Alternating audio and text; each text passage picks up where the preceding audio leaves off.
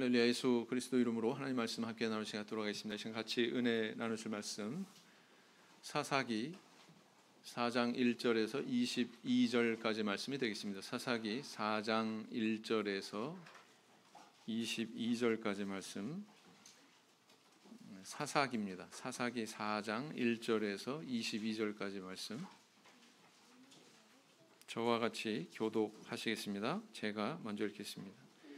에훗의 죽은 후에 이스라엘 자손이 또 여호와의 목전에 악을 행하매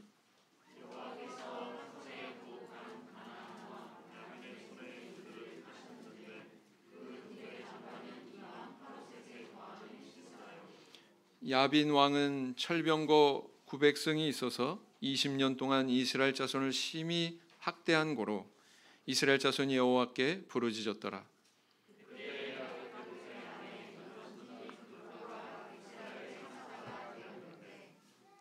그는 에브라임 산지 라마와 베델 사이 드보라의 종려나무 아래 거하였고 이스라엘 자손은 그에게 나아가 재판을 받더라.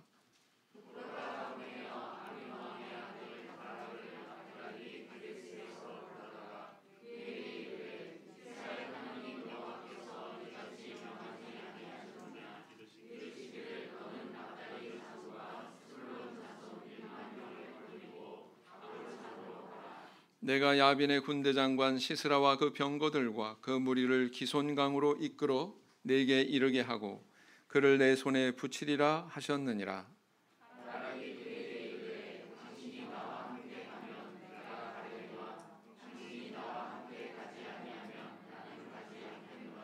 가로되 내가 반드시 너와 함께 가리라. 그러나 내가 이제 가는 일로는 영광을 얻지 못하리니 이는 여호와께서 시스라를 여인의 손에 파실 것임이니라 하고 드보라가 일어나 바락과 함께 게데스로 가니라.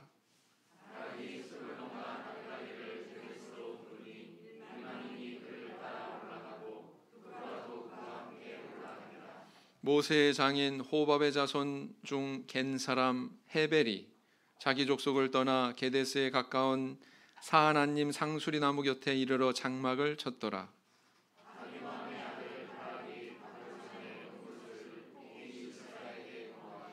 시스라가 모든 병거 곧 철병거 900승과 자기와 함께 있는 온 군사를 이방 하로셋에서부터 기손강으로 모은지라.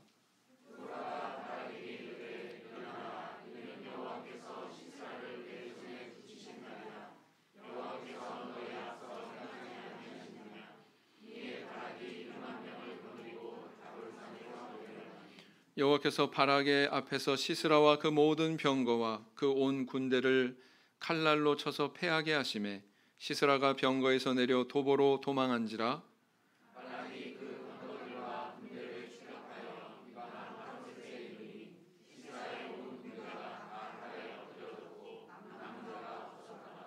시스라가 도보로 도망하여 겐 사람 헤벨의 아내 야엘의 장막에 이르렀으니 하솔 왕 야빈은 겐 사람 헤벨의 집과 화평이 있음이라.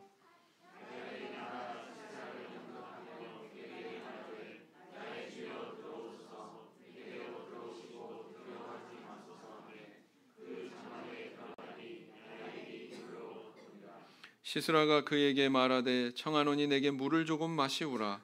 내가 목이 마르도다 하매 젖 부대를 열어 그에게 마시고 그를 덮으니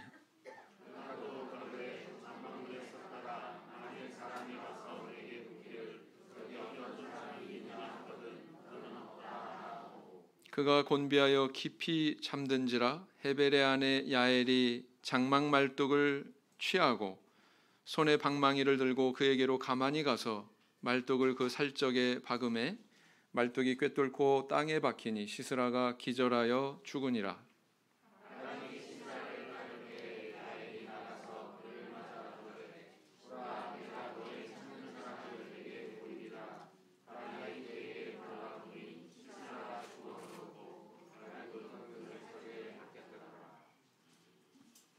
오늘날 우리 한국 사회를 보면 여성들의 사회적인 진출의 영역도 다양해지고 또 그 진출한 부분에서의 어떤 지위도 굉장히 점점 높아지는 그런 추세를 발견하게 됩니다. 경찰대학 졸업식 및 경위임명식. 여기에서요 3년 연속 여자가 1등으로 그렇게 졸업을 하게 됐답니다. 그런가 하면은 어떤 해에는 1, 2, 3등 이렇게 다 나란히 다 여성이었다고 그래요. 또 2002년에는 해군사관학교, 공군사관학교에 입학한 입학생 중에서 수석으로 입학한 사람이 바로 여성이었다고 합니다. 제56회 서울대 졸업식에서는 16개 단과대 중에서 9개 단과의 수석이 여성이었다고 합니다. 대단하죠? 네. 그래서 이렇게 이런 부분을 발견하게 되고요. 뿐만 아니라 또 전통적으로 이거는 남자들의 직업이야, 남성의 영역이야 이렇게 여겨졌던 그런 부분에서도 여성들이 속속 두각을 나타내고 있는데요.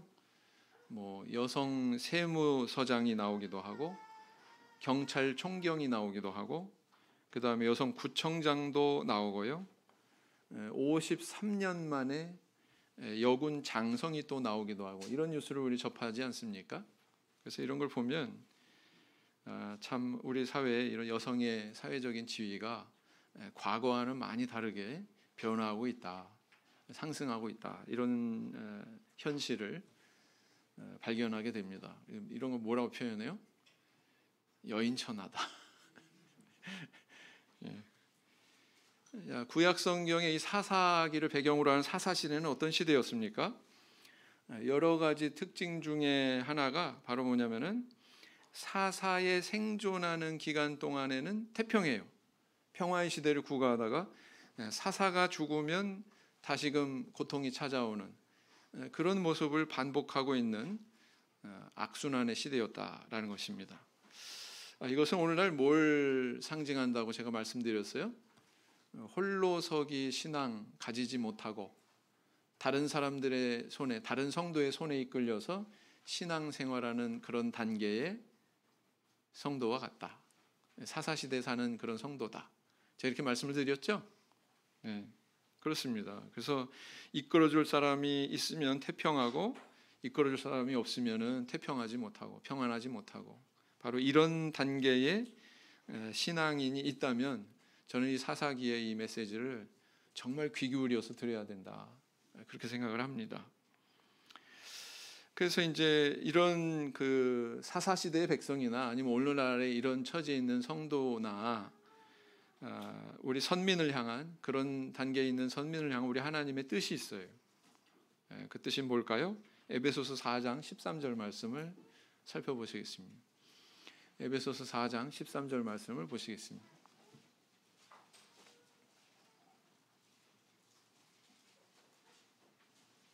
에베소서 4장 13절 말씀 같이 읽겠습니다. 에베소서 4장 13절 같이 읽겠습니다. 시작. 우리가 다 하나님의 아들을 믿는 것과 아는 일에 하나가 되어 온전한 사람을 이루어 그리스도의 장성한 분량이 충만한 데까지 이르리니 그랬어요.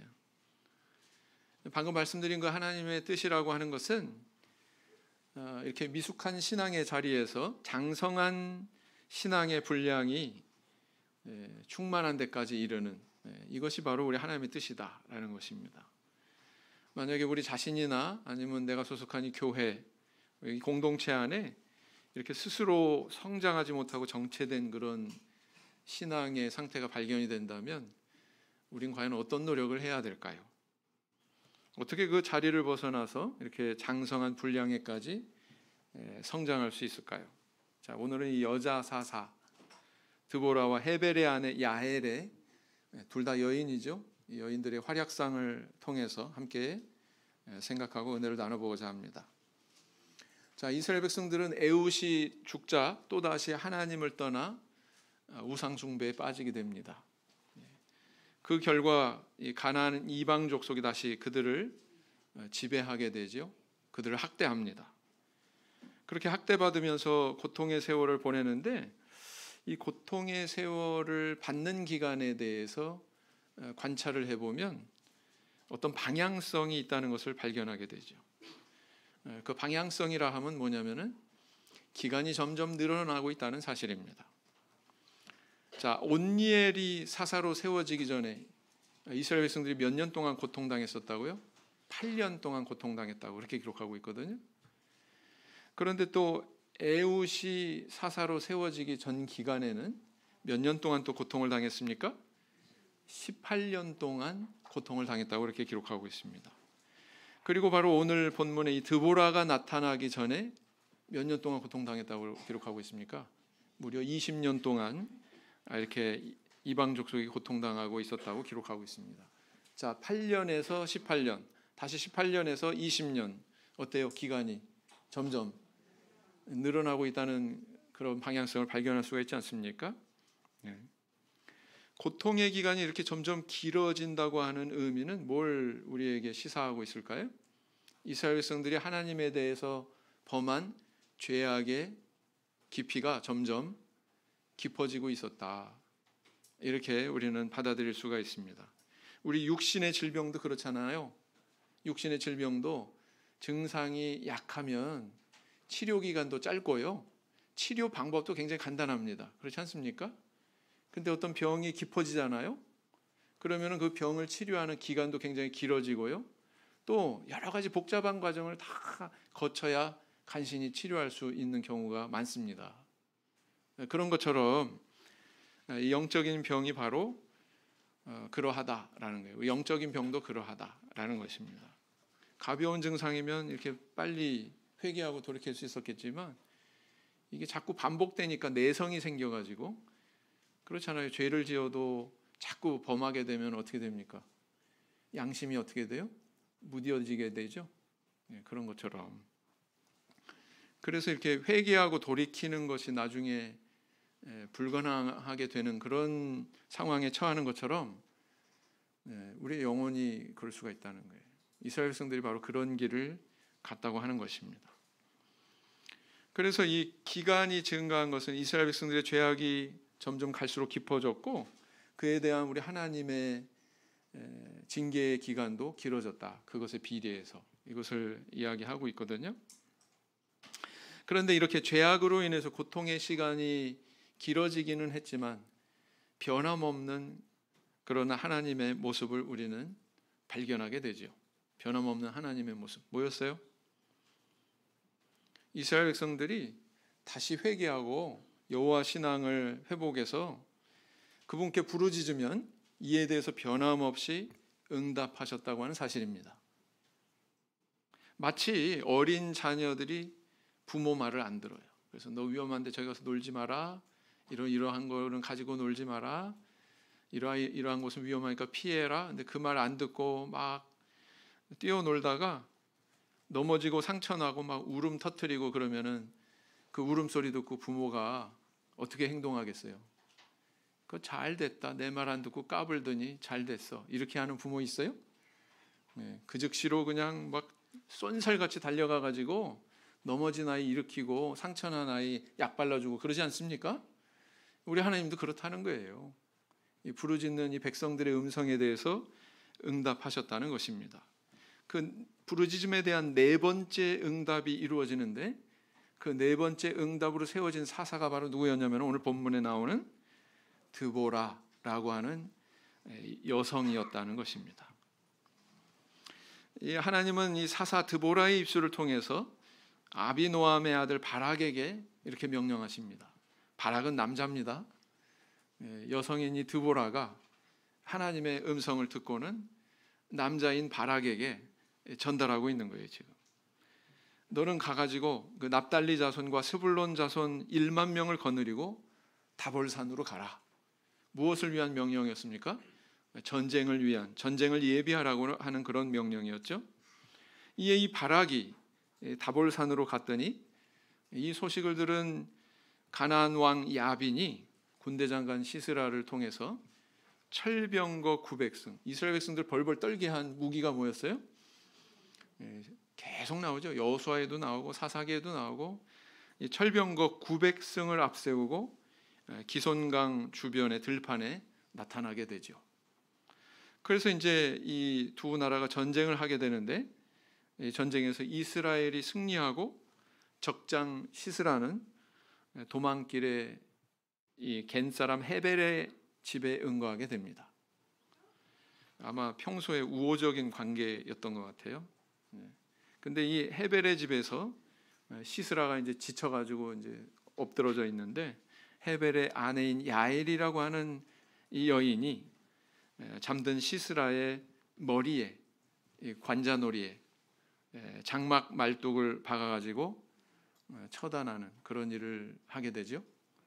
이로 인해서 이제 가나안 족속이 물러가게 되고 그들을 진멸하게 되는 그런 정과를 올리게 되었다라는 것입니다. 그리고 다시 이제 평화의 시대를 구가하게 되는 거죠. 자, 이 승리의 기사가 우리에게 주는 교훈이 뭘까요? 첫째는 뭐냐면 하나님 능력을 의지하면 약한 자라도 이렇게 승리할 수 있다라는 것을 우리에게 보여주고 있습니다.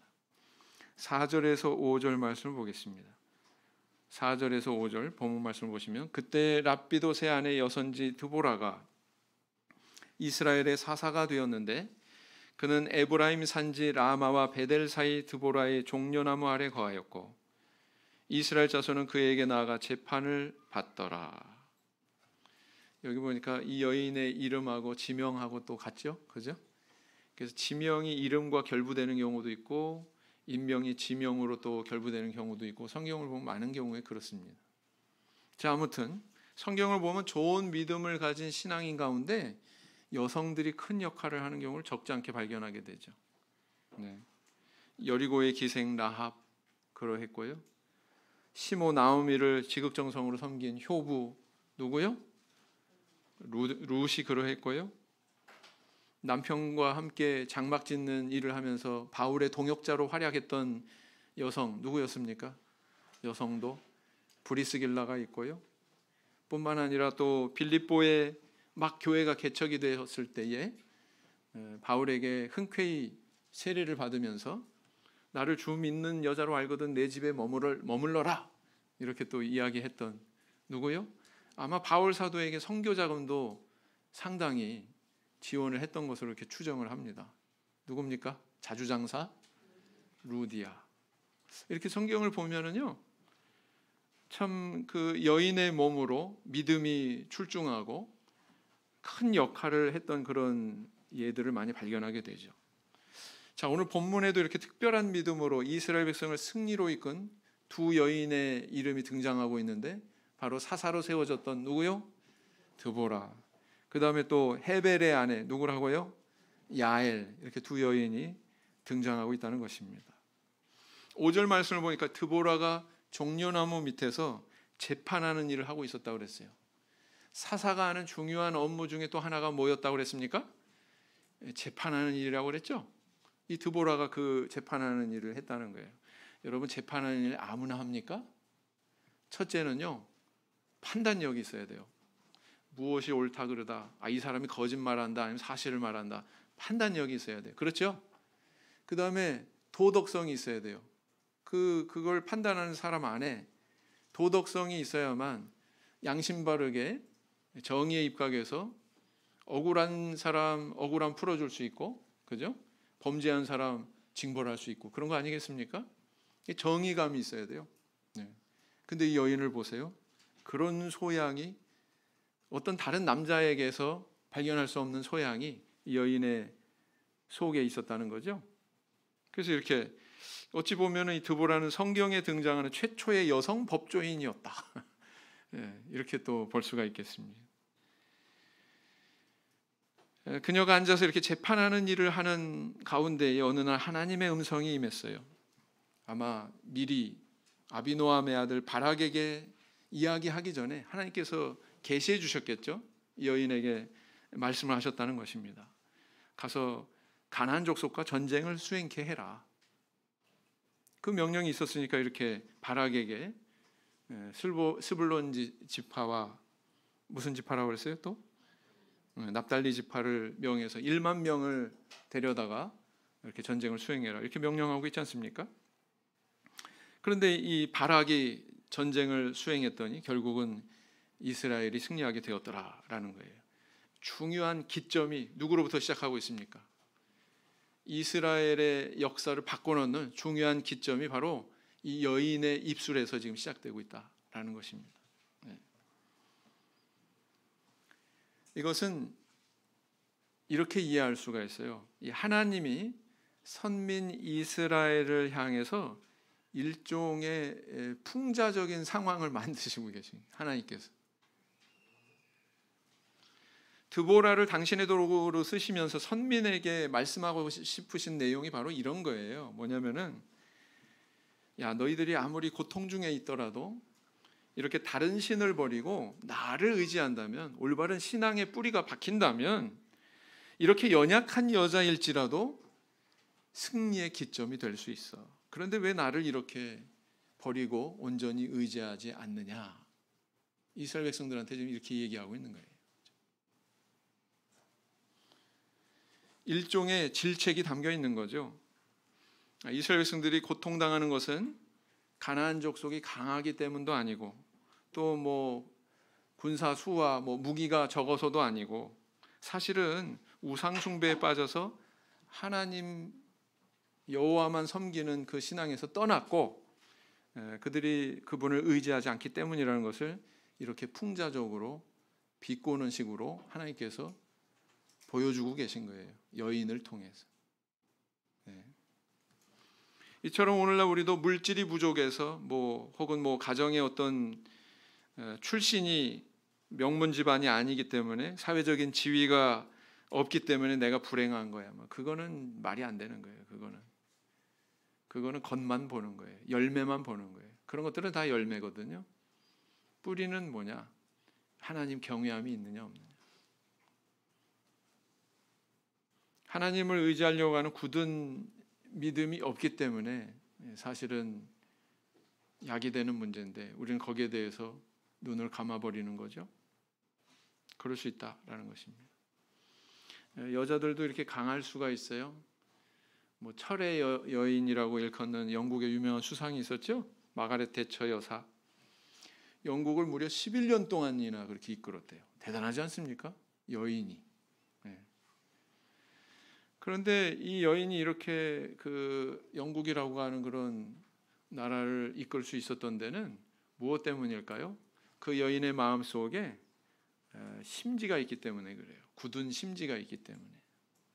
어떤 그 도전이나 어떤 비판이나 이런 것들이 오더라도 그런 것들을 방어하고 또 흔들리지 않는, 자기 소신을 굳건히 지킬 수 있는 그런 그 마음속에 심지가 있기 때문에 이 여인이 이런 별명을 얻은 거예요. 철의 여인이다.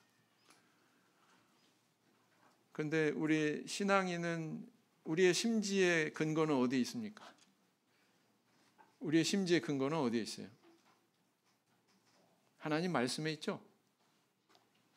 세상에서 어떤 사람이 무슨 비난을 하건 어떤 다른 가치를 이야기하면서 흔들어 놓건 우리가 요지부동하고 지켜야 되는 그런 심지가, 그 뿌리가 어디에 있냐고요. 하나님 말씀에 있지 않습니까? 그죠? 네. 그래서 그 하나님 말씀에 뿌리를 두면 우리도 강해질 수 있다는 거예요. 비록 여인이라고 할지라도. 네. 이렇게 보편적으로 여자는 남자보다 유약하지만 남자보다 강한 경우가 있습니다. 또 신앙인 가운데 이렇게 남자보다 강하게 하나님 앞에서의 역할을 할 수 있는 그런 존재가 되기 위해서 첫 번째로 품어야 되는 게 있다면 하나님 말씀이죠. 우리 그 초기 참회수교회가 형성되는데 서도교회가 맨 처음에 어떻게 형성이 됐는 줄 아세요? 서도교회는요, 둔덕교회라고 하는, 거기 지금도 있어요. 가서 보면 둔덕교회라고 하는 장로교회가 있는데 그곳에서 신앙생활을 하던 세 분이 우리 교회의 신앙을 받아들이고 개종을 하게 됩니다. 그분들이 바로 뭐냐면 장한나, 그다음 유필순, 이광재라고 하는 이름의 남자분, 이렇게 세 분이 주축이 돼가지고 이렇게 서도교회가 서게 됐거든요. 근데 이 세 분 중에서도 가장 그 주도적으로 열심히 하셨던 분이 누구냐면 장한나 집사님이라고 그래요. 아주 그 심지가요, 남자 못지 않다고 그래요. 말하는 것도 아주 달변가고. 네. 왜 그럴까요? 이분 속에 심지가 있어요. 그 심지가 어디에 근거하고 있어요? 하나님 말씀에 근거하고 있어요. 그래서 많은 분들이 이분을 통해서 또 짝을 만나고요, 신앙 안에서 우뚝 서고요, 그런 일이 있었다고 합니다. 우리 우요한 목자님도 이명주 사모님하고 어떻게 결혼하게 됐냐면 이분이 중매해가지고 결혼하셨다고 그래요. 여러분, 목회자가 좋은 배우자 만나는 거 굉장히 중요한 일이죠. 네. 근데 이분이 눈썰미가 있는 거죠. 네? 그리고 일이 잘 되게 하는 그런 능력이 있어요, 없어요? 있다는 거죠. 그래서 이 초기에 우리 교회가 이렇게 형성되고 굳건하게 서는 데 있어서 중요한 역할을 한 인물 중에 한 분이 이분입니다. 장한나 집사님. 그래서 저 사진에 보잖아요. 꼭 이분이 어디건 빠지지 않고 항상 들어가 있어요. 아, 이분이 굉장히 중요한 역할을 했구나. 여성이라고 모태가 아니라 할 수 있어요, 없어요? 있습니다. 말씀으로 그 마음의 심지를 삼을 때 충분히 할 수 있습니다. 이런 측면에서 신앙의 세계는 우리 하나님 앞에서 남자나 여자나 평등하다, 그렇게 볼 수 있습니다. 고린도전서 16장 13절 말씀을 보시겠습니다. 고린도전서 16장 13절 말씀. 고린도전서 16장 13절 말씀. 고린도전서 16장 13절 말씀 같이 읽겠습니다. 시작. 깨어 믿음에 굳게 서서 남자답게 강건하여라. 남자답게, 이거는 남자들한테만 주는 말씀이 아니에요. 그죠? 모든 성도님들에게 남자건 여자건 성 구별 없이 주어지는 말씀입니다. 이런 말씀이 있다는 거예요. 우리 믿음에도 굳건함이 있어야 된다라는 것을 의미하는 거죠. 자, 그다음에 이제 두 번째로 또 뭘 교훈하고 있어요? 하나님의 능력을 의지하면 영광을 얻게 된다라는 것입니다. 다시 본문 말씀으로 돌아가셔서 사사기 4장 8절에서 9절 말씀을 보시면, 바락이 그에게 이르되 당신이 나와 함께 가면 내가 가려니와 당신이 나와 함께 가지 아니하면 나는 가지 않겠노라. 가로되 내가 반드시 너와 함께 가리라. 그러나 내가 이제 가는 일로는 영광을 얻지 못하리니 이는 여호와께서 시스라를 여인의 손에 파실 것임이니라 하고 드보라가 일어나 바락과 함께 게데스로 가니라 그랬어요. 자, 드보라는 이제 바락에게 이렇게 명령을 했고, 바락은 드보라의 명령을 들었는데, 그 명령을 들었을 때 이 바락의 태도가 어떠했습니까? 1만 명 데리고서 다볼산으로 가라 그러니까 대뜸 하는 말이, 드보라 당신이 같이 가면 나도 가고 당신이 안 가면 나도 안 갈랍니다. 세상에 이런 게 어디 있어요, 남자가? 네? 마치 초등학교 1학년짜리가 엄마가 저기 같이 학교 가주면 가고 안 가면은 나도 안 갈래요, 그런 건 똑같죠? 그렇지 않습니까? 네. 그래서 이렇게 정말 믿음 없는 그런 태도를 보이는 바락을 우리 발견하게 되죠. 이로 볼 때 우리는 하나님의 능력을 온전히 의지하면 여자도 이렇게 드보라처럼 대장부가 될 수 있지만, 하나님의 능력을 의지하지 못하면은 남자도 이렇게 졸장부가 되는구나 라는 거 알 수 있어요, 없어요? 네. 우리는 때로 이 바락처럼 하나님께 조건부 신앙을 내걸기도 하지요. 내가 이렇게 했을 때 하나님께서 이만큼 해주시면 내가 계속 순종하고, 안 해주시면 순종하는데 별 관심 없습니다, 이런 태도 보일 때 있어요, 없어요? 이건 정말 대장부 신앙이 아니에요. 네. 이건 대장부 신앙이 아닙니다. 또 복받을 수 있는, 영광받을 수 있는 그런 신앙이 아닙니다. 그런 삐딱한 믿음에는 하나님의 영광에 참여할 복이 비껴가요. 바락이 그랬어요. 바락에게 제외된 영광이 있었습니다. 드보라가 바락에게 말하기를 뭐라고 얘기해요? 내가 너와 함께 가겠지만 네 그 태도 때문에 너의 영광을 다른 여인이 취하게 될 것이다. 그 여인이 바로 누구예요? 헤벨의 아내 야엘이죠. 적장 시스라를 처단한 것은 바락이 아니었습니다. 누가 처단했어요? 헤벨의 아내 야엘 여인이 그 일을 했다는 거예요.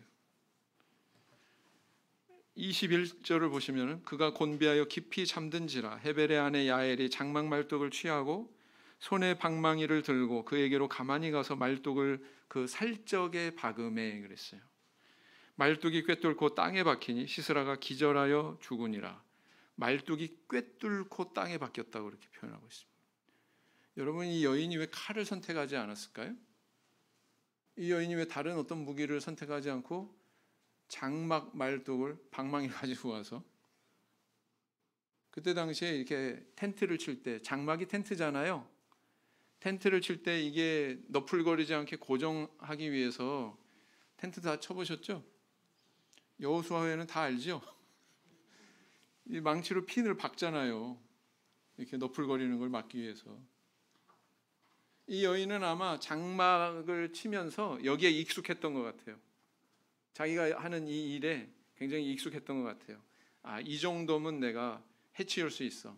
이게 가늠이 됐겠죠? 그죠? 근데 이 여인이 얼마나 기운이 좋았는지 여기서 살적이라고 이렇게 단어가 등장하는데 이 원문에 이렇게 보면은요, 관자놀이라고 그래요. 관자놀이. 살적이. 여기죠? 머리 부위죠. 요 뺨 부위, 뺨 윗부위. 이게 얼마나 거기다가 너무 끔찍한 상상인가요? 이 여인이 이런 일을 했단 말이에요. 쉽지 않은 일입니다, 이게. 그래서 이 전쟁에서의 승리한 영광이 바로 바락이 아니라 여인 야에게레로 돌아가게 됩니다. 그래서 사사기 5장으로 넘어가서 보시면 이 승리를 기념하는 노래를 부르는데, 왜 이런 노래를 만들었을까요? 이스라엘 백성들이 이 승리의 기억을 오래 가져가게 하기 위해서, 오랫동안 이 승리를 기억하고 여호와 신앙을 잊지 않게 하기 위해서 이 노래를 이렇게 지은 겁니다. 굉장히 장문의 노래죠. 그 노래 24절을 보면 이렇게 기록하고 있어요. 24절 보시겠습니다. 같이 읽겠습니다. 시작. 겐사람 헤벨의 아내 야엘은 다른 여인보다 복을 받을 것이니 장막에 거한 여인보다 더욱 복을 받을 것이로다 그랬어요. 그래서 그녀의 이런 그 행동에 대해서 이렇게 영광을 돌리고 치하하는 그런 내용을 여기 기록을 하고 있거든요. 그래서 이처럼 하나님께서는 우리가 믿고 행하는 만큼 우리에게 복 주신다라는 걸 알 수가 있습니다. 여러분, 믿음으로 행할 때 하나님께서 우리에게 영광을 주세요. 영광은 다 하나님의 것이지만 우리가 그분께 영광 돌리고 그분을 높일 때 하나님은 그 영광에 우리를 참여하게 하십니다. 야엘이라는 여인이 그러한 것처럼. 드보라 같이 대장부의 신앙을 나타내면은요, 대장부의 그런 상급을 주시고요, 바락같이 졸장부의 신앙을 나타내면 취할 영광도 취하지 못한다라는 것입니다. 이걸 보여주고 있는 거거든요. 우리는 어떤 신앙에 머물러 있는가? 잘 되고 형통하면 뭐 하나님 좀 믿는 것 같고, 조금 어렵고 힘들어지면 하나님께 등 돌리고, 그거는 남자다운 신앙이 아니에요. 그건 졸장부 신앙이다라는 것입니다. 다니엘의 세 친구처럼 그리 아니하실지라도 이렇게 해야죠. 이런 태도를 보일 수 있어야죠. 욥처럼 모든 걸 다 빼앗겼지만, 모든 걸 다 잃었지만 주신 자도 여호와시오 취하신 자도 여호와시오니 이렇게 이야기할 수 있어야죠. 그죠? 이게 남자다운 신앙 아니겠습니까? 그렇습니다. 이렇게 우리가 하나님 앞에 순전한 신앙을 나타낼 때 우리 하나님께서도 하늘에 속한 순전한 복락으로 우리에게 채워주신다라는 거예요. 제가 간증 취재를 다녀왔는데요. 지난 일요일에는 우리 조득진 목자님의 가족에 대해서, 조득진 목자님에 대해서 이렇게 이제 취재를 했습니다. 저도 그 집안의 사정에 대해서는 잘 몰랐는데요. 자녀를 9을 낳으셨더라고요. 9을 낳으셨어요. 9을. 그 9을 거느리고서는 잘 나가던 그 육군 중령, 그죠? 이제 뭐 대령도 달고 이제 별도 달고 그럴 수 있는데, 내가 지금 그 운영하고 있는 이 교회에 목회에 전념하기 위해서 상신을 합니다. 계속 제대 신청을 하는 거죠. 5.16 일어나기 바로 전해에 그게 수락이 됩니다. 그렇게 수락하지 않았으면 5.16을 그대로 그분이 아마 경험했을 것이고, 만약에 그랬을 경우 그분은 제대 못했을 것 같습니다. 근데 하나님께서 그 시점에 상신이 받아들여지도록 그렇게 해주신 거죠. 근데 이제 가족들 입장에서는 그게 좋았을까요? 나빴을까요?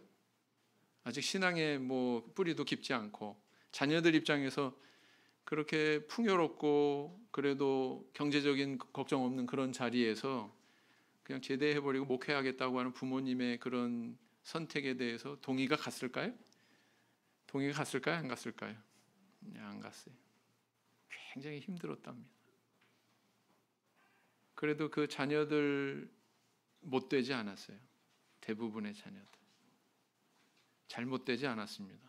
잘 나가는 자녀들이 많아요. 놀랍죠? 우리 하나님께서 이렇게 축복해 주셨구나.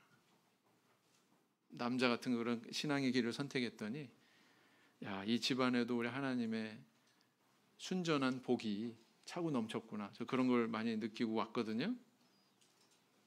이런 복 받아야 되지 않겠습니까? 네. 이런 영광에 참여하시는 우리 성도님들과 가정 되시기 바랍니다. 요한복음 11장 40절 말씀, 요한복음 11장 40절 말씀 읽으시겠습니다. 요한복음 11장 40절 같이 읽겠습니다. 시작. 예수께서 가라사대 내 말이 내가 믿으면 하나님의 영광을 보리라 하지 아니하였느냐 하신대. 자, 그 다음 세 번째, 하나님의 능력을 의지하면 상상치 못한 큰 승리를 경험하게 해주신다는 것입니다. 본문 말씀으로 돌아가셔서 12절 13절을 보시면, 아히노함의 아들 바락이 다볼산에 오른 것을 혹이 시스라에게 고하매 시스라가 모든 병거 곧 철병거 900승과 자기와 함께 있는 온 군사를 이방 하로셋에서부터 기손강으로 모은지라 그랬어요. 철병거 900승을 소유한 야빈의 군대, 그리고 1만 명의 군사를 구성한 이스라엘 진영, 어떤 것 같아요? 이거는 소총 부대가 탱크 부대 상대하는 거랑 똑같은 거예요. 오늘날로 얘기하면 탱크 부대를 이길 수 있어요? 탱크가 900대인데, 그죠? 이거 인간의 눈으로 보면은 계란으로 바위를 치는 것만큼 무모한 짓이었다라는 것입니다. 근데 하나님이 명령하셨잖아요. 하나님의 말씀이 있었잖아요. 그래서 그 말씀 붙들고 나갔더니 정말 계란으로 바위 깨뜨리는 일이 일어났단 말이에요. 네? 세상에 이런 결과가 있을 줄 어떻게 알았어요? 요즘에 러시아하고 우크라이나하고 전쟁하고 있죠? 우크라이나하고 러시아가 그 자랑하는 전차 부대가 막 쫙 그냥 줄지어가지고 막 수십 킬로를 그렇게 우크라이나 진영으로 이렇게 오고 그러지 않았습니까? 근데 이 그런 전차도요, 탱크도요, 약점이 있더라고요. 약점이 있어요. 이 도로가 아니라 야지로도 다닐 수 있지만, 이제 봄이 되고 여름이 되고 그러면은 이 야지에 얼었던 얼음들이 녹아가지고 땅이 질퍽질퍽하게 된다는 거죠. 거기 제대로 주행을 한다는 거예요, 못하는 거예요? 탱크들이 못한다고 그래요. 그래서 필히 도로만 찾아서 이렇게 움직여야 된대요. 도로만 찾아서 움직이다 보니까 적의 표적이 잘 되는 거죠. 눈에 잘 띄는 거죠. 그런 약점이 있다는 거죠. 어떻게 이렇게 승리할 수 있었지? 아마도 지금 제가 말씀드린 것 같은 비슷한 현상이 있었던 것 같아요. 이 전쟁에서. 그래서 우리 하나님께서는 다 계획이 있으셨구나, 전략이 있으셨구나, 그러니까 이렇게 명령하시고 이렇게 말씀하신 거구나. 네. 미루어 짐작해 볼 수가 있거든요. 자, 바락이 영광이 비껴갔다고 그랬습니다. 그러나 바락에게도 믿음이 있었어요. 항상 우리 이면을 생각할 줄 알아야죠. 당신 가면 내가 가고 당신 안 가면 나는 안 가겠다. 이런 졸장부 같은 마음도 있었지만 사실 이 10,000명의 군사를 데리고서 900승이나 되는 그런 철병거를 상대한다는 거, 믿음이 없다면 이 일을 감행할 수 있어요, 없어요? 없었겠죠? 사실 이 바락에게도 이후에는 이 믿음이 발휘되는 모습이 있었다는 거예요. 전쟁을 수행하지 않습니까? 그래서 이 바락의 신앙에 대해서 성경이 칭찬하고 있어요. 히브리서 11장 32절을 보겠습니다. 히브리서 11장 32절을 보시면 이 바락에 대해서 이렇게 칭찬하고 있습니다.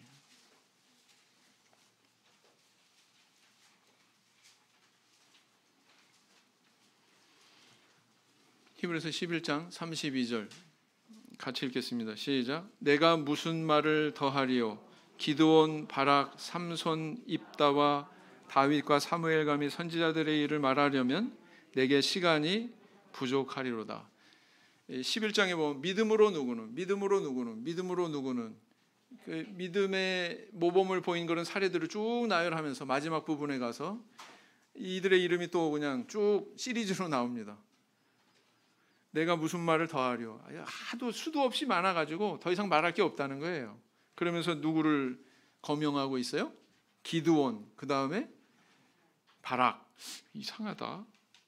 드보라가 들어가야 되지 않나?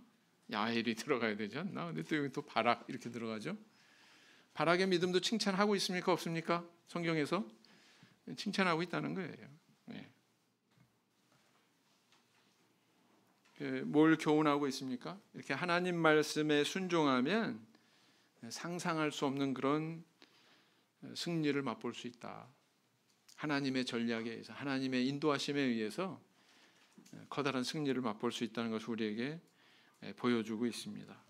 여인이 전하든 어린이가 전하든 그 말이 만약에 하나님으로부터 기원한 말씀이라면 우리 당연히 귀 기울일 줄 알고 순종할 줄 알아야죠. 그렇죠?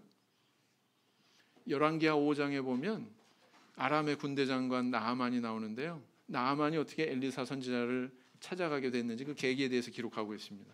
어떤 계기로 찾아갔어요? 포로로 잡혀온 한 계집종이 자기 주모한테 아이고 우리 주인님이 사마리아에 계신 우리 선지자 앞에 계셨으면 좋을 뻔했습니다. 저가 아마 이 문둥병을 고쳐줄 텐데요. 이 말 한마디. 그 말 한마디 붙들고서 엘리사 선지자 만나러 간 거죠. 만약에 이 나아만이 교만해가지고 지가 뭘 안다고 이렇게 만약에 태도를 보였다면은 그는 은혜가 없었어요. 그렇죠?